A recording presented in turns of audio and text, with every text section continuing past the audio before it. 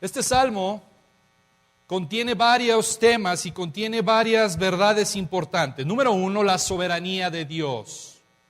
También podemos ver que Dios ha delegado autoridad, Podemos ver también el tema o el problema de la justicia. Podemos ver también que Dios es un Dios de justicia.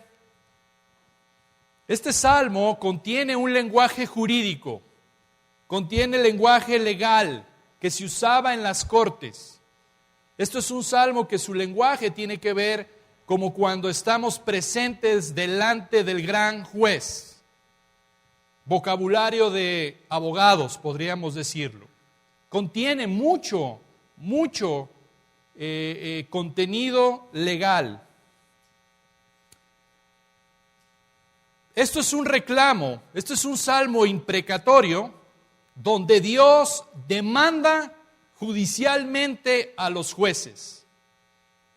Dios en este salmo hace una demanda contra los jueces corruptos, contra los jueces injustos, que satisfacían su propia codicia, su propia avaricia. Y esto es un reclamo que lo podemos encontrar en el libro de Oseas, en el libro de Amós, de Isaías, de Miqueas y otros más. Dios condena enérgicamente los pecados de los gobernantes corruptos de Israel. Y sobre todo de esos gobernantes que abusaban de la confianza que Dios había depositado en ellos. Es de llamar la atención que en este salmo no se incorpora alabanzas a Dios, no se incorpora plegarias a Dios, sino más bien Dios hace preguntas retóricas a estos jueces corruptos. Es un salmo que revela el carácter de Dios y su atributo que es justo, que busca la justicia para su pueblo y que condena la injusticia. Pero también en este salmo hay varias preguntas que tenemos que hacernos. Número uno, ¿quiénes son los dioses a los que está haciéndose referencia en el versículo 1 y en el versículo 6? Sé que ahorita lo leímos y, caray, ¿quiénes son estos dioses? ¿Por qué hace mención a estos dioses? ¿Cómo es el carácter del juez soberano? Y otra pregunta, ¿cómo puedo estar bien? ¿Cómo puedo estar bien con el Dios que es el juez soberano de toda la tierra? Muy bien, este es el bosquejo, lo he dividido de esta manera. Número uno, el bosquejo número uno es: Dios como juez supremo está en medio de los jueces. Es el versículo 1. Número 2, el proceso judicial contra los magistrados corruptos, que es del versículo 2 al 7. Y número 3, el juez supremo y su justicia justificadora. Número 3, son 3 partes en que he dividido este sermón. Número 1, Dios como juez supremo en medio de los jueces, versículo 1. Número 2, el proceso judicial contra los magistrados corruptos, versículos 2 al 7. Y el juez supremo y su justicia, versículo 8. Muy bien, primera pregunta, ¿quiénes son los dioses que mencionan el versículo 1 y 6? Bien, Dios está en medio de la reunión de los dioses.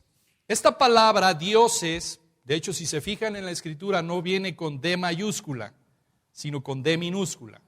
Es la palabra en hebreo Elohim. ¿Qué? ¿Cómo que es Elohim? En la palabra hebreo Elohim, ¿sí? Lo que pasa es que esta palabra tiene 3 connotaciones diferentes. Elohim tiene 3 connotaciones diferentes. Se traduce, número 1, como Dios, el Dios vivo y verdadero. Se traduce también como ángeles o seres celestiales. Y número 3, se traduce como jueces, magistrados, que presiden una corte o están a cargo en un puesto de autoridad o de gobierno. Son estas 3 connotaciones que hay de la palabra Elohim. ¿cómo determinar cuál es la palabra correcta que enfoca en este pasaje? Bueno, muy sencillo. El contexto lo determina. Si leemos todo el pasaje, es claramente que se está refiriendo a hombres. Dice el versículo 6 y 7. Vosotros sois dioses, pero como hombres moriréis. No está hablando de Dios, porque Dios no puede morir. Está hablando de hombres. Hombres que en la antigüedad se les conocía como dioses por el cargo que representaban. Esta palabra, dioses, es raro para que se refiera a un hombre, pero vamos a ver varios pasajes para que podamos entender el contexto. Número 1, vamos a ver el ejemplo de cuando Dios envió a Moisés delante de Faraón, y en Éxodo capítulo 7, versículo 1, vamos a este pasaje, por favor, Éxodo capítulo 7, versículo 1.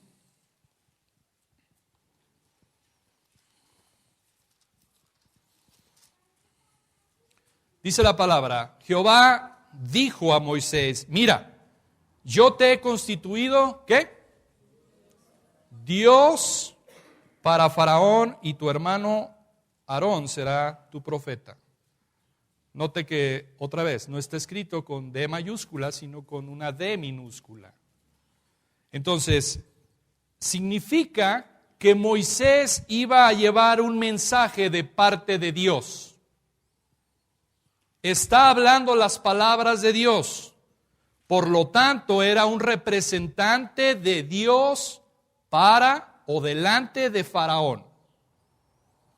Ese es precisamente la palabra Dios, con D chiquita, que se encargaba como representante de Dios, un lugarteniente de Dios, llevaba un mensaje de Dios.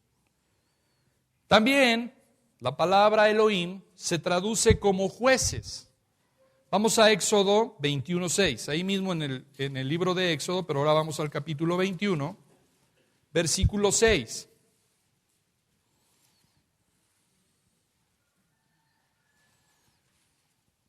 Todo esto para poder llevar el contexto de esta palabra jueces. Entonces, versículo 6, su amo lo llevará ante los jueces. Esta palabra jueces es la palabra hebrea Elohim. O también puede traducirse como dioses. Entonces su amo lo llevará ante los jueces. Jueces. También vamos al capítulo 22, versículo 8.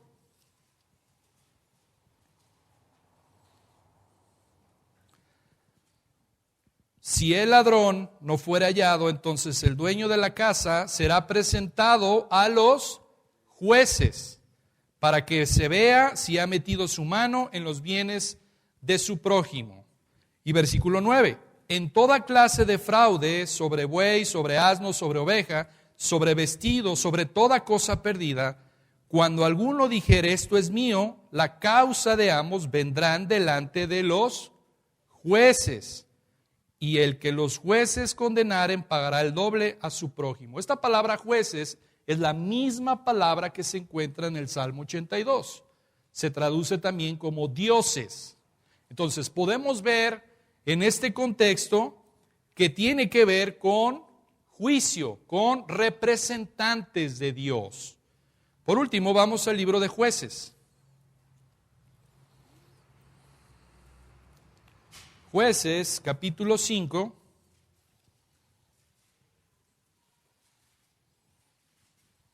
versículo 8 y versículo 9. Cuando escogían nuevos dioses o nuevos jueces, la guerra estaba a las puertas. Se veía escudo o lanza entre 40,000 en Israel. Y versículo 9 también, mi corazón es para vosotros, jefes de Israel. Entonces, podemos ver en el contexto, con estos tres pasajes, que la palabra dioses en el Salmo 82 no se está haciendo referencia al Dios verdadero. Se está haciendo referencia a hombres. Vimos entonces que hay tres connotaciones de la palabra Elohim, para referirse al Dios verdadero, para referirse a ángeles y para referirse a hombres. Y el contexto es lo que nos dice cuál connotación es la que debemos de usar.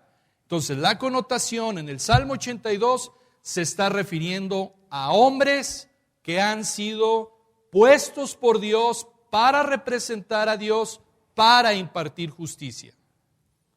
Muy bien, esto lo quise hacer y notar, porque hoy en día hay una falsa enseñanza acerca de que los cristianos son dioses, o que los cristianos son dioses en pequeños.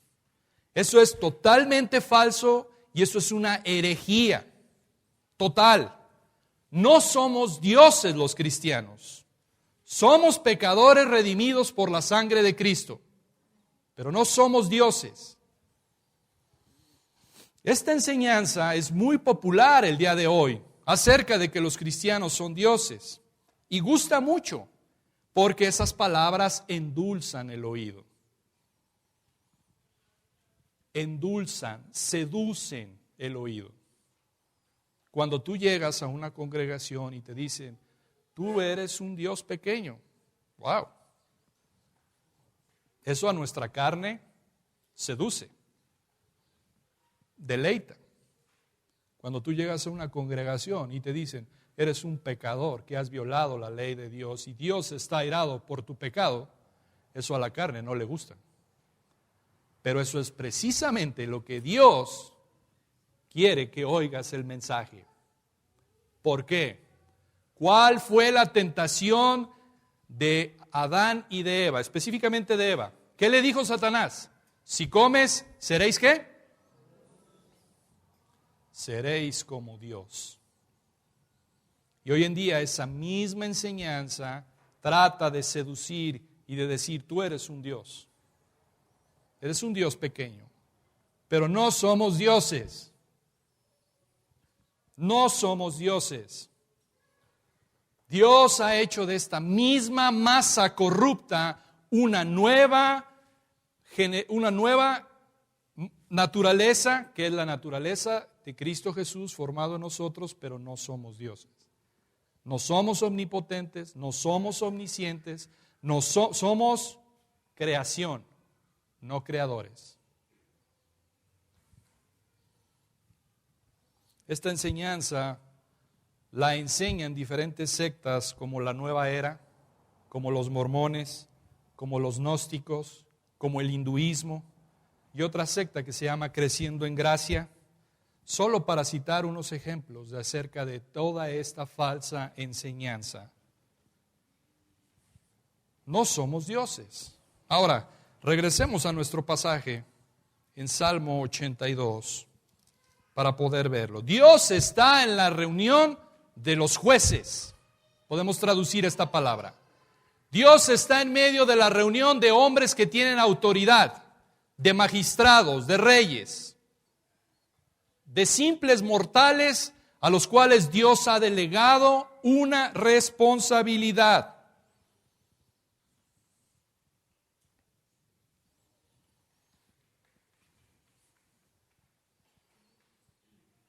Los gobernantes, los jueces, son servidores de la justicia divina. Y sabe una cosa, esto debería de tener en mente cada juez o cada magistrado.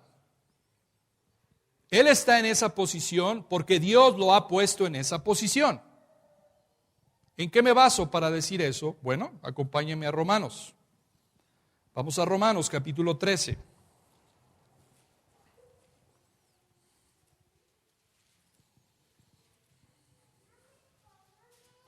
Romanos capítulo 13, versículo 1 al 7. Dice la palabra, Romanos capítulo 13, versículo 1 al 7. Dice, sométase toda persona a las autoridades superiores, porque no hay autoridad, sino ¿qué? De parte de Dios, y las que hay por Dios han sido establecidas. Hermano, una pregunta, ¿quiere decir que las autoridades que hoy están en gobierno? Sí, Dios las puso. Nos guste o no nos guste, Dios lo puso. Versículo 2. De modo que quien se opone a la autoridad, a lo establecido por Dios resiste. Y los que resisten acarrean condenación para sí mismo. Porque los magistrados no están para infundir temor al que hace el bien, sino al malo. ¿Quieres pues no temer la autoridad? Haz lo bueno y tendrás alabanza de ella. Porque es servidor de Dios para tu bien. Pero si haces lo malo, teme. Porque no en vano lleva la espada, pues es servidor de Dios, vengador para castigar al que hace lo malo. Por lo cual es necesario estarles sujetos, no solamente por razón del castigo, sino también por causa de la conciencia. Pues por esto pagáis también los tributos, impuestos, porque son servidores de Dios que atienden continuamente a esto mismo. Pagad a todo lo que debéis, al que tributo, tributo, al que impuesto, impuesto, al que respeto, respeto, al que honra, honra. Entonces lo que está diciendo este pasaje es: Dios ha puesto las autoridades. Pero precisamente este Salmo 82 es una demanda de Dios contra los malos magistrados. Esto quiere decir que aunque existan hoy malos jueces, malos gobernantes, malas autoridades, Dios los va a juzgar. Dios lo va a juzgar. Y por eso dice precisamente el versículo 1, Dios está en la reunión de los dioses.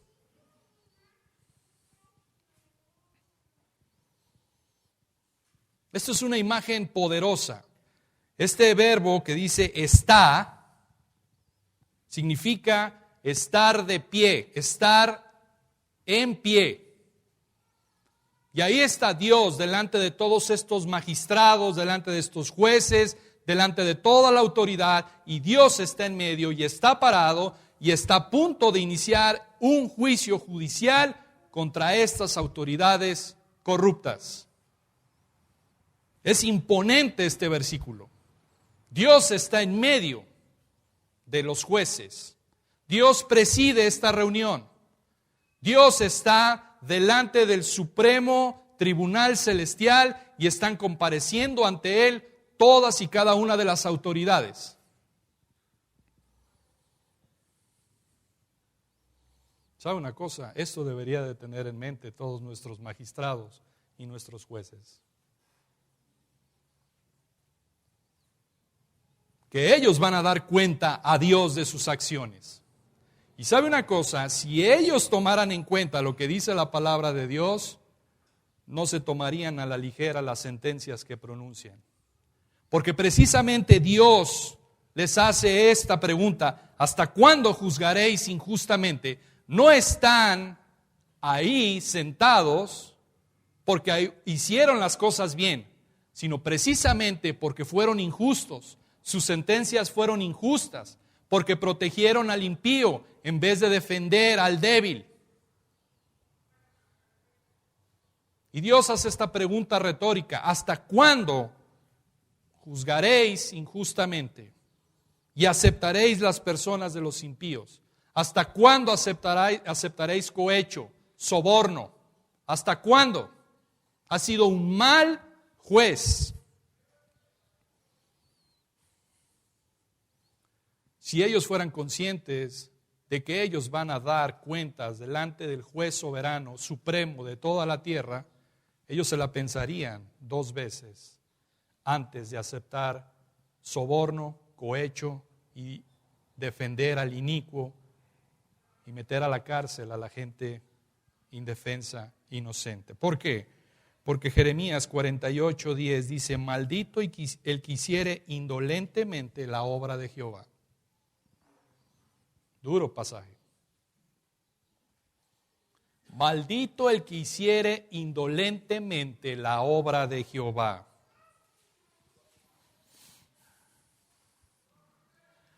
Acompáñenme a 2 de Crónicas, capítulo 19.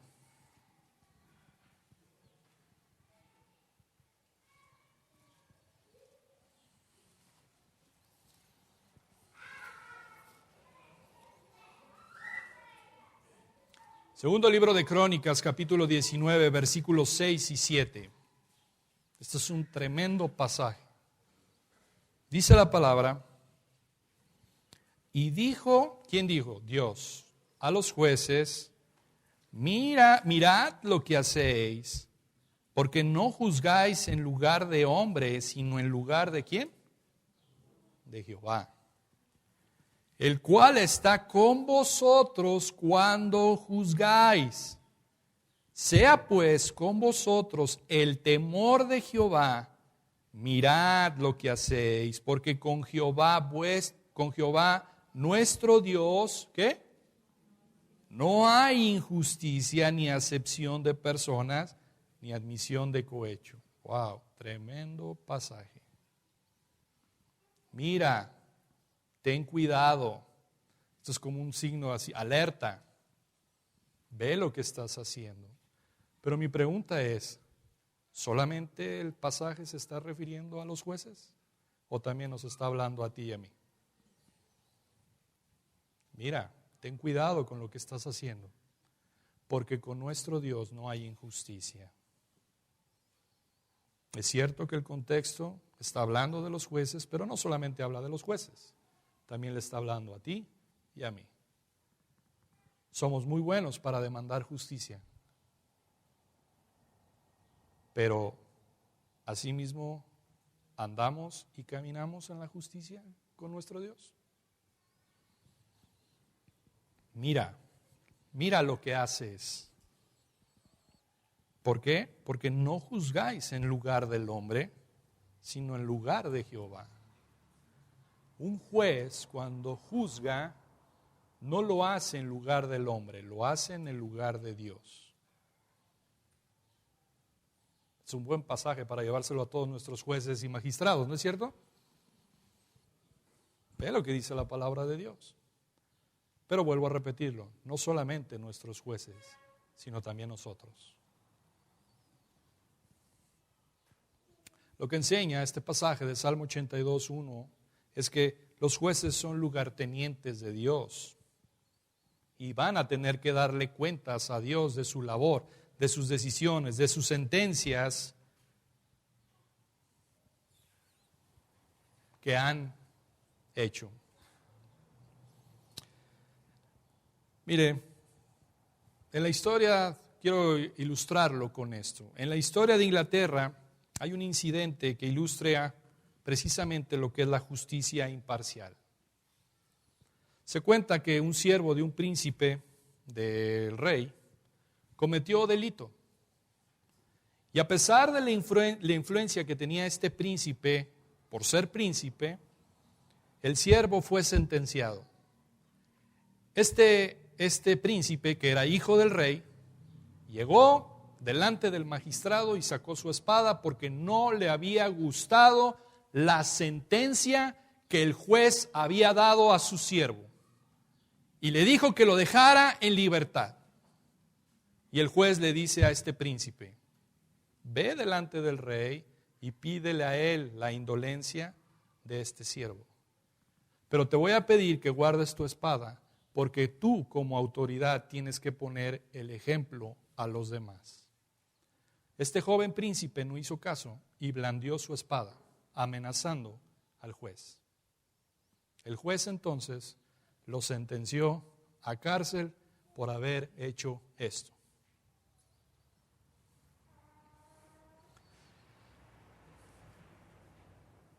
A ver una cosa, el joven príncipe reconoció su falta y guardó su espada y dijo, es cierto, por haber hecho esta insolencia merezco la cárcel. Pero antes de ir a la cárcel pidió perdón al juez por la insolencia de haberse presentado en la corte y haber sacado su espada. ¿Qué creen que hizo el rey? Cuando el rey escuchó estas noticias, exclamó, bienaventurado el rey que tiene a un magistrado poseído del valor para administrar imparcialmente las leyes. Y aún más feliz es el rey cuyo hijo se somete a su justo castigo por haberlas ofendido. Esto fue real. Y esto es precisamente lo que significa ser un juez justo. No me interesa que seas el hijo del rey. Nadie está por encima de la ley. Y el hijo del rey obedeció humildemente y se sometió. Esto no es una fantasía, pasó realmente. Y yo sé que tal vez pudiéramos pensar y decir, wow, ¿cuánto nos hace falta esto? ¿Cuánto nos hace falta de jueces que sean imparciales a la ley? Sí. Y demandamos jueces así. Pero ¿cuántos de nosotros queremos ser como el hijo que se sometió a la ley también?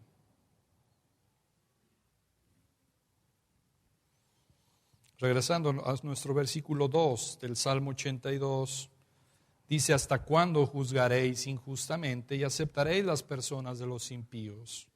Alguien dijo por ahí, obrar injustamente es malo, pero juzgar injustamente es mucho peor, porque es obrar el mal bajo la capa del bien.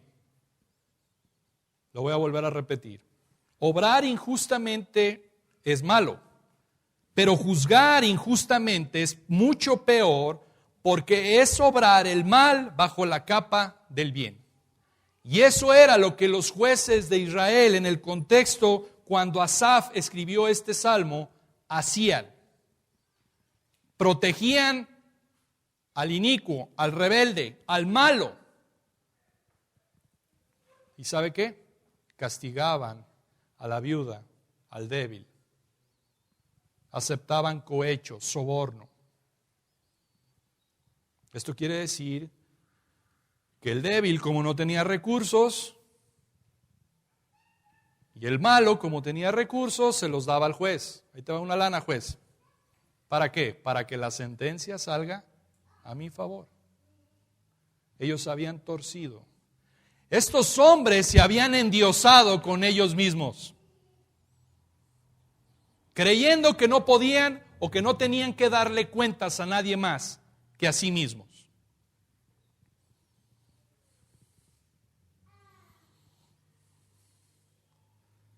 Las personas que estaban encargadas de hacer justicia no estaban haciendo su trabajo para el cual fueron puestas y estaban favoreciendo al injusto. Por eso es que Dios los confronta, por esa actitud mala, pecadora, por sus decisiones viciadas, cargadas de corrupción. Pero el asunto no era nuevo. Vamos a ver varios pasajes para que podamos entender cómo estos jueces estaban haciendo mal su trabajo y estaban haciendo injustamente la obra para la cual Dios los había escogido. Número 1, primer libro de Samuel, capítulo 8, versículo 3. Primer libro de Samuel, capítulo 8, versículo 3.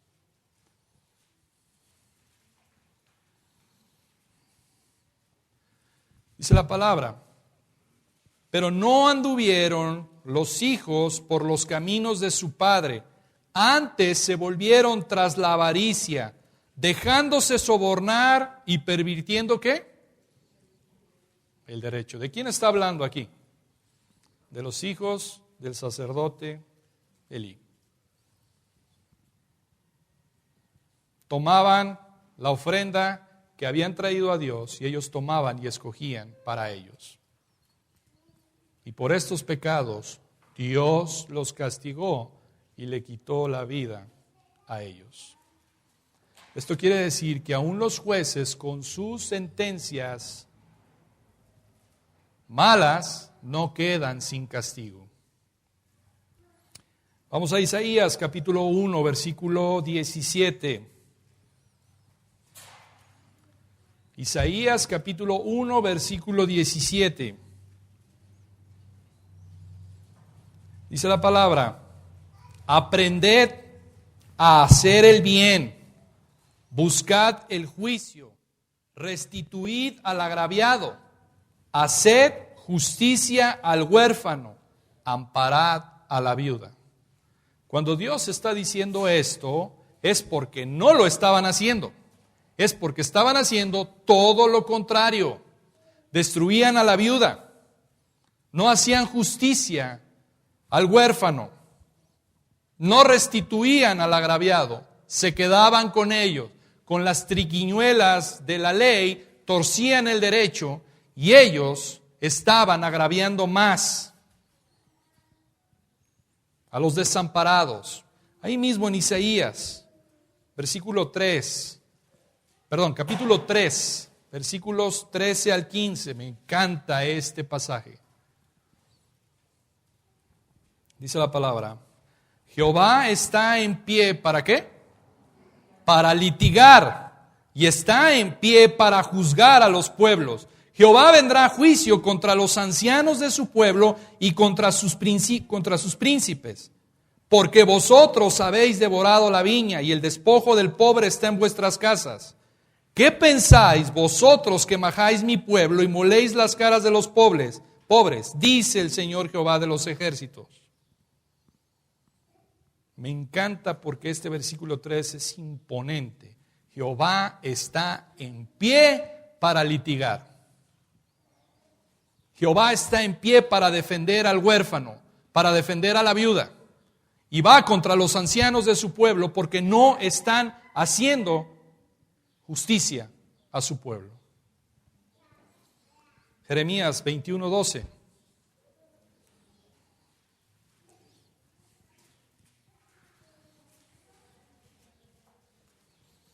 Jeremías capítulo 21, versículo 12 dice: Casa de David, así dijo Jehová, haced mañana juicio y librad al oprimido de mano del opresor, para que mi ira no salga como fuego y se encienda, y no haya quien lo apague por la maldad de vuestras obras. Dios está en pie, y Dios está reclamando, y Dios está diciendo: haz justicia, no lo olvides, porque voy a venir contra ti. Amós 5:12. Amós capítulo 5, versículo 12. Dice la palabra, voy a ir un poquito más rápido. Porque yo sé de vuestras muchas rebeliones y de vuestros grandes pecados.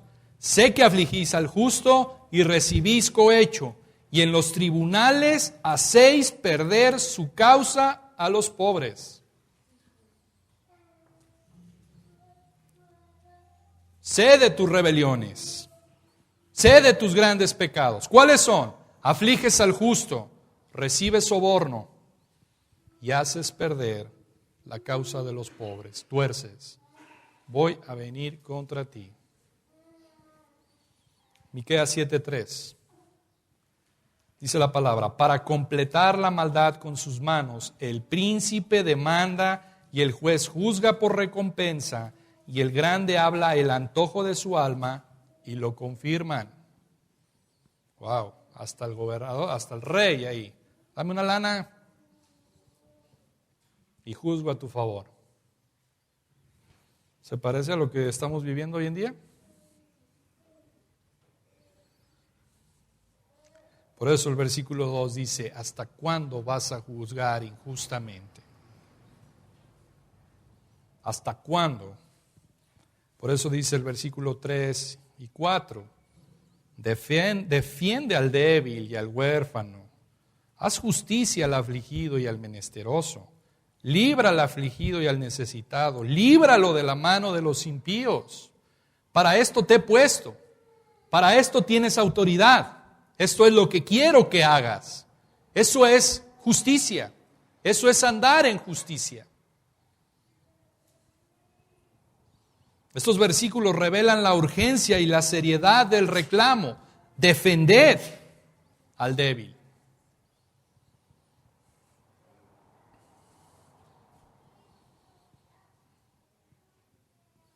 Y sabe una cosa, me encanta porque esto es lo que hizo nuestro Señor Jesucristo. Él es el juez perfecto.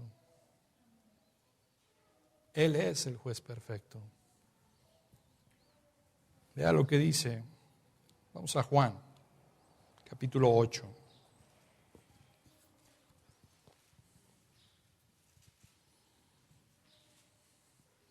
Versículo 46. El Señor Jesús dice: ¿quién de vosotros me redarguye de pecado? ¿quién de ustedes me puede acusar a mí de haber pecado? Cuando el Señor Jesús le presentaron a una mujer adúltera y llegaron ante ellos y le dijeron, esta mujer fue sorprendida en el mismo acto del adulterio. La ley demandaba ¿qué? Muerte. ¿Qué hizo el Señor Jesús? Se agachó y empezó a escribir en el suelo. Y dijo, el que esté libre de pecado, que lance la primera piedra. Dios no agarró y dijo, vete, te perdono. Jesús dijo simplemente, el que esté libre de pecado, senténcienla. Empiece la sentencia. ¿Qué hicieron los que la acusaban? Se fueron uno a uno. ¿Por qué? ¿Qué dice la palabra? Porque es que su conciencia les acusaba. Y entonces voltea el Señor y le dice, ¿dónde están tus acusadores? Sin acusadores no puedes seguir el proceso judicial. ¿Qué dice el Señor Jesús? Ni yo te condeno. Vete, te doy la gracia. Vete. ¿No qué? No peques más. El Señor Jesús fue justo, fue un juez justo. Y Él va a ser el juez justo cuando llegue el debido tiempo. Déjame hacerte una pregunta aquí, que eso lo vamos a ver la siguiente semana. Pero tú ya tienes tu abogado para cuando estés delante del juez justo. ¿Tienes abogado? ¿Tienes tu abogado? La próxima semana, si Dios lo permite, les voy a recomendar a un abogado.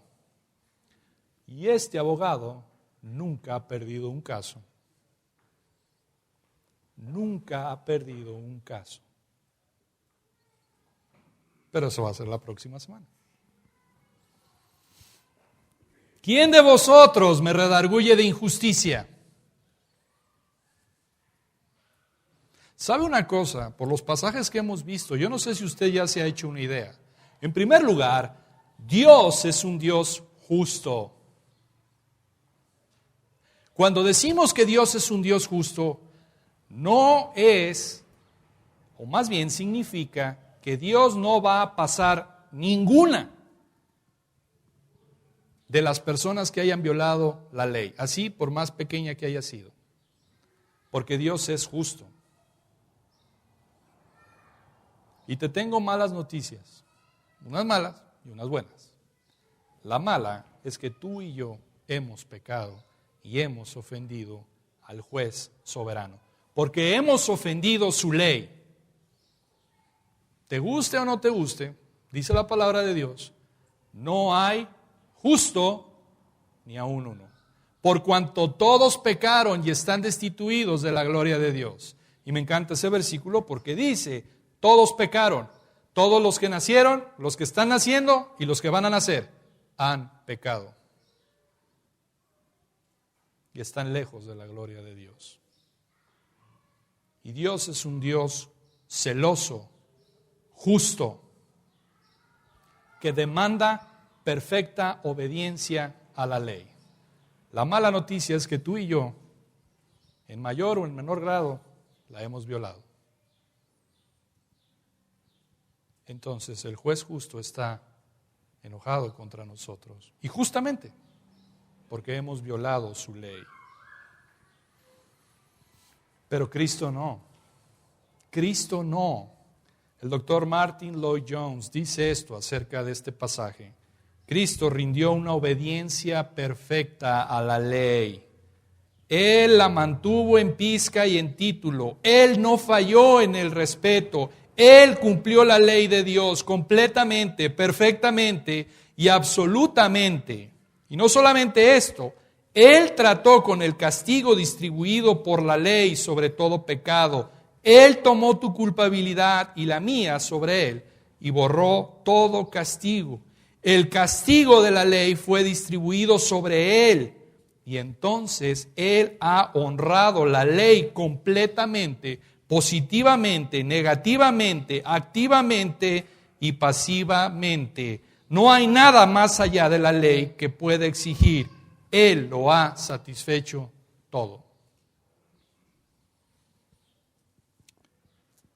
Acompáñame a este precioso pasaje. Vamos a Isaías 42.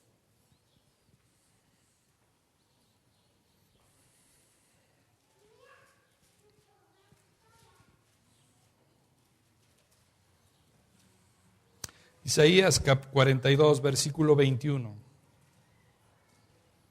Me encanta este pasaje. Este pasaje yo le recomiendo que se lo aprenda de memoria, lo memorice, lo medite, lo mastique, se deleite en él. Porque este pasaje está hablando de Cristo.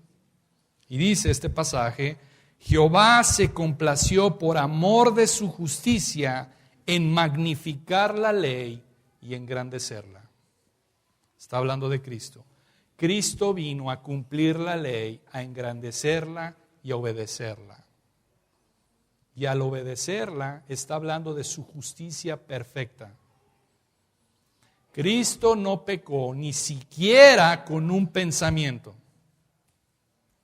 Para mí eso me ministra mucho, hermanos.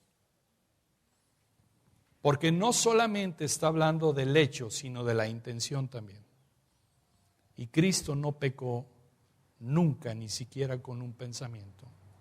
¿Cómo lo sé? Bueno, por la palabra de Dios. Pero también lo sé porque Cristo Jesús resucitó.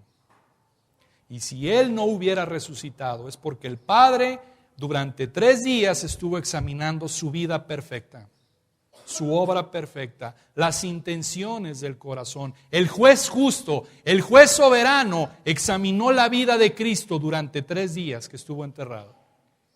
¿Y sabe qué? La halló perfecta.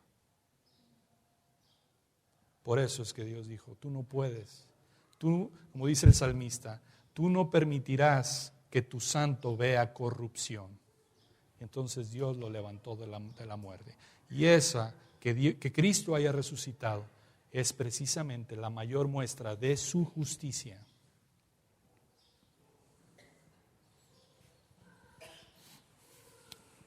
Ahora, regresando a nuestro capítulo, vamos a ver los versículos del 5 al 7. Cuando dice: no saben, no entienden, andan en tinieblas, tiemblan todos los cimientos de la tierra. Estos jueces no saben nada, son ignorantes, andan en tinieblas. El pecado los ha cegado, los ha corrompido. No entienden, andan en oscuridad. Y cuando eso pasa, los mismos cimientos de la tierra tiemblan. Cuando tenemos jueces corruptos, la tierra lo sufre.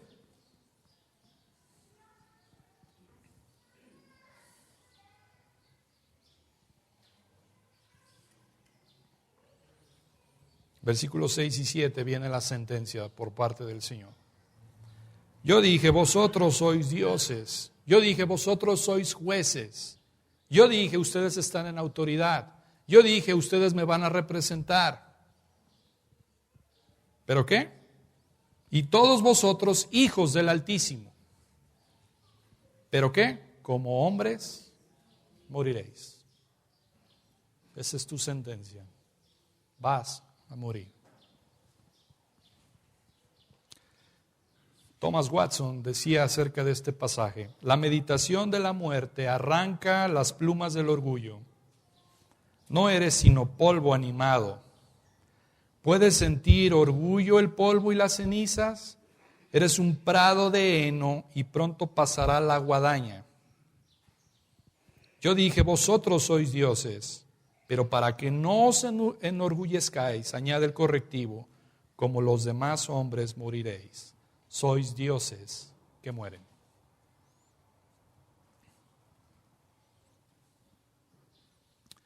Mira, hermanos, déjenme poner esto en una ilustración acerca de la importancia de los jueces justos y de nuestro Señor Jesucristo.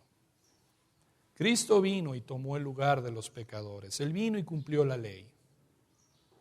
No solamente eso, tomó el castigo que tú y yo merecíamos. Creo que dice 2 Corintios 5:21. Al que no conoció pecado, por nosotros lo hizo pecado, para que nosotros fuésemos hechos justicia de Dios en él. Pero déjeme darle esta ilustración. Se cuenta la historia de un famoso abogado que se paseaba a las orillas de un lago. Cuando vio a un hombre a punto de ahogarse, este abogado se despojó rápidamente de sus prendas y se echó al agua para salvarlo. Y lo trajo a la orilla. Muchos años después, siendo juez, este abogado, un criminal compareció ante él. Y antes de pronunciar la sentencia, este juez dio al acusado la oportunidad para defenderse. Y el hombre le dijo: Señor juez, ¿no se acuerda de mí? Hace muchos años usted me salvó cuando estaba a punto de ahogarme. ¿No puede salvarme ahora? En ese momento le dice el juez: yo era su salvador, pero ahora soy su juez. Y es exactamente lo mismo. Cristo vino y a salvar a su pueblo. Cristo vino y tomó el lugar del pecador. Cristo vino no a hacer posible la salvación, sino a salvar.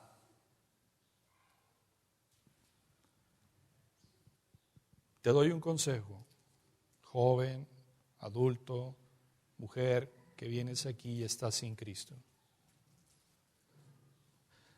Si hoy tú no te rindes ante este abogado, si hoy tú no crees en este abogado como tu Salvador, un día lo vas a enfrentar como juez.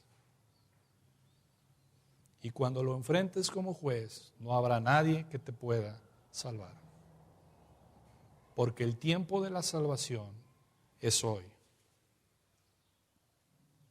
Así que aquellas personas que están sin Cristo, arrepiéntete de tu pecado y ven a Cristo. Mira, toma este abogado. Este abogado es el que estaba hablando. Porque un día, te guste o no te guste, vas a estar delante del gran juez. ¿Sabe una cosa? Hoy en día la gente no quiere dejar su pecado. Y viven como si Dios no existiera. Y viven como si algún día no se van a presentar delante de Dios. Te voy a dar un consejo. Es más, es mejor enfrentar tu pecado y dejar de amar tu pecado, aunque eso conlleve tu vida, que enfrentar la ira del gran juez. Es mucho mejor dejar de amar tu pecado, aunque la vida te cueste en ello, que enfrentar la ira del juez justo.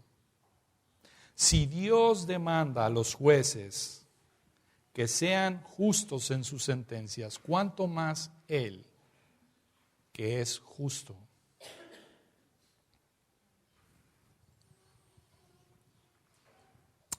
Bien, quiero cerrar con esto, con 3 aplicaciones.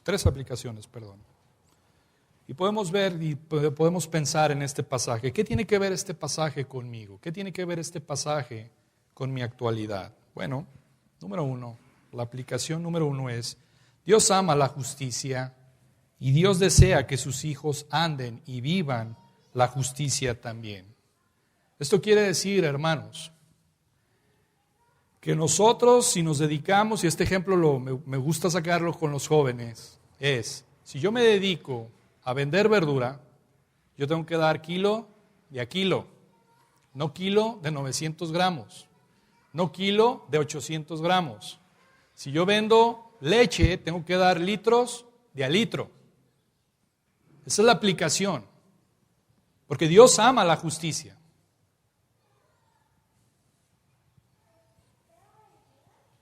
Vamos a 1 de Juan 2:29.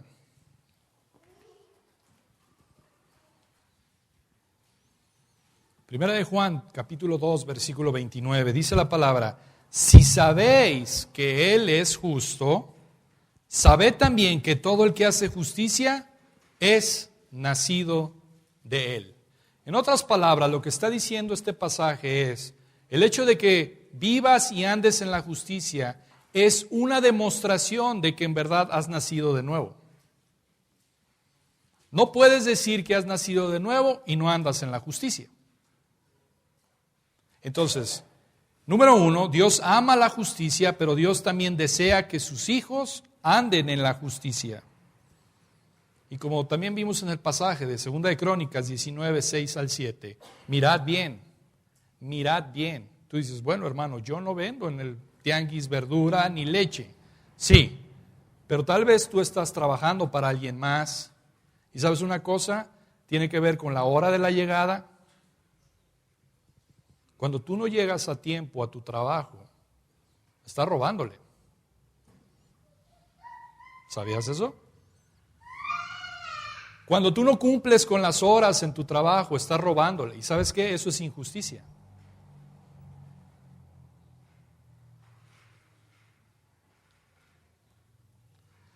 Como padres nos gusta mucho el pasaje de Efesios 6, ¿verdad? Hijos, obedeced en el Señor a vuestros padres, porque esto es justo.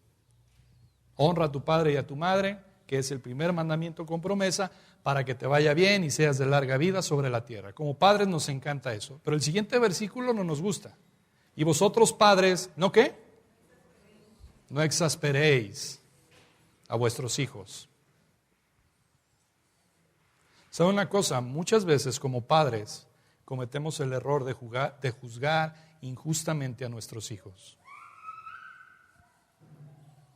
La aplicación precisamente que tiene que ver con la justicia de Dios abarca todos y cada uno de nuestros aspectos de nuestra vida.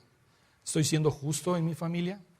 ¿Estoy siendo justo con mis padres? ¿Estoy siendo justo con mis hermanos? Esa es la aplicación.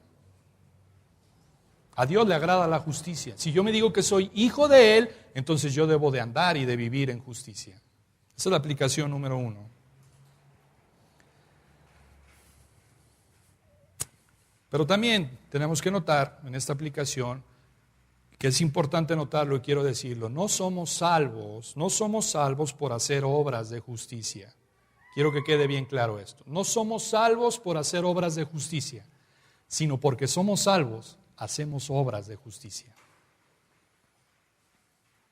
Es la evidencia de nuestra salvación. Número 2, tenemos que orar por las personas que están en autoridad. Vamos a 1 de Timoteo.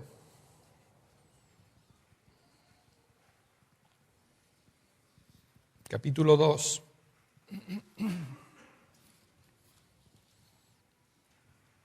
Versículo 1 y 2. 1 de Timoteo, capítulo 2, versículo 1 y 2. Exhorto ante todo a que se hagan rogativas, oraciones, peticiones y acciones de gracia por todos los hombres, por los reyes y por todos los que están en eminencia, para que vivamos quieta y reposadamente en toda piedad y honestidad. Dios nos manda a orar precisamente por las personas que están en eminencia, que están en autoridad, que están en el gobierno. El otro pasaje es Tito capítulo 3, versículo 1 y 2. Dice la palabra, recuérdales que se sujeten a los gobernantes y autoridades, que obedezcan, que estén dispuestos a toda buena obra. Que a nadie difamen, que no sean pendencieros, sino amables, mostrando toda mansedumbre para con todos los hombres. Hermanos, esto quiere decir, de una manera práctica, sabemos que nuestros gobernantes no hacen el trabajo que deben de hacer con nuestros impuestos. Pero eso no debe de ser el justificante para no pagar los impuestos.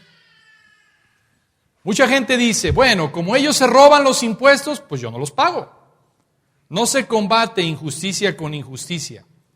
Aquí dice el Señor, sujétate. Si ellos no hacen lo que tienen que hacer, eso no te da derecho a ti a no pagar los impuestos.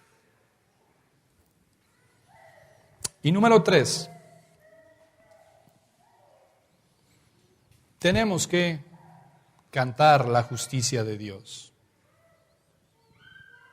Cantar la justicia de Dios, proclamar la justicia de Dios, anunciar la justicia de Dios. Es cierto que nos gusta cantar acerca del amor de Dios, de su gracia, de su misericordia, pero también tenemos que cantar la justicia de Dios. Bien, vamos a orar.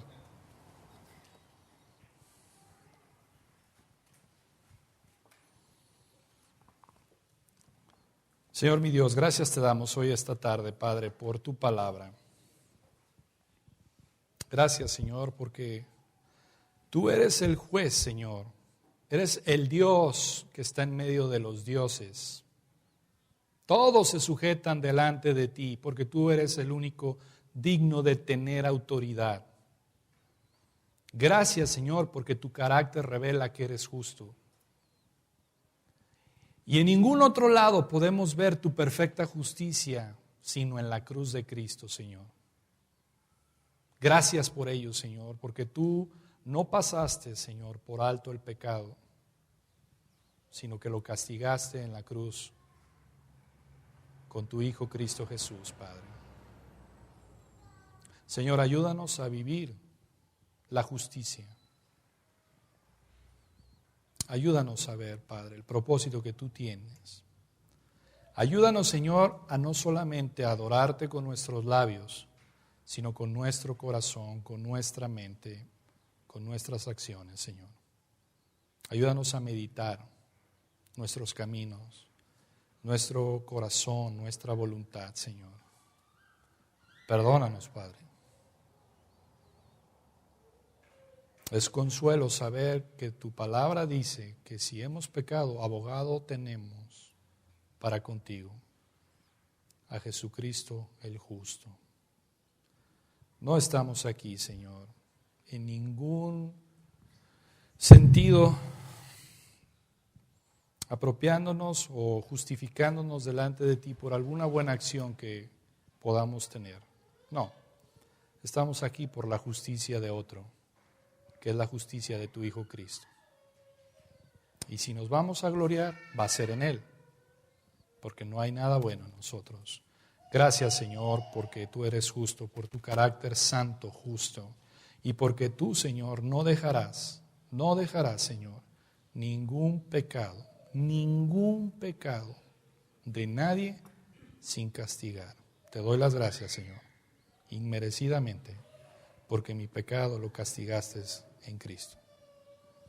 Pero también sé, por medio de tu escritura, que todas aquellas personas que no confían en Cristo y no creen en tu Hijo Cristo Jesús, van a ser castigadas en el infierno por su pecado. Y eres justo, Señor, y nadie puede decir que no lo seas. Gracias, Padre, en el nombre del justo Cristo Jesús. Amén.